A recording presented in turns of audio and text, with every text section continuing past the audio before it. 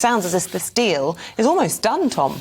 Well, it could well be, and this is a world away from where people thought we may well have been at this time last year. There was lots of commentary about how the twain shall never meet, about how our economies are too far apart, about how the Indians want provisions on migration and the UK wants provisions on liberalisation of many sectors. But it looks like things are coming closer together, not least because there's a personal relationship between the Prime Ministers, Boris Johnson and Narendra Modi. Modi, of course, came to the UK over the summer. He was down in Cornwall for the G7 summit. He was invited personally by the Prime Minister, expanding the G7 there, which is normally just the sort of largest developed economies. Well, they included also some of the biggest democracy economies in the world, sort of expanding the G7 into something that some people call the D10, trying to create that alliance of democracies around the world at a time when Russia and China are being more and more assertive and potentially aggressive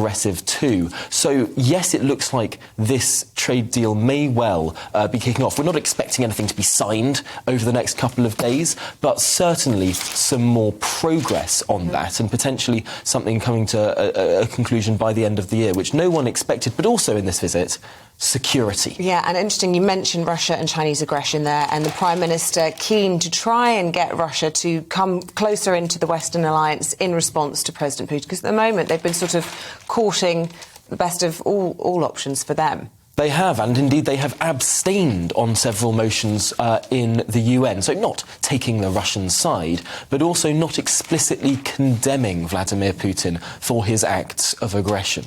So really what it comes to is trying to offer the Indians another way, because currently India gets a lot of its energy from Russia. It buys a lot of military equipment from Russia. They have close economic ties stretching back decades. What the UK will be trying to do is offer India another way, potentially other sources of energy, boosting renewables and everything like that to try and help what is one of the largest countries in the world, the second largest by population.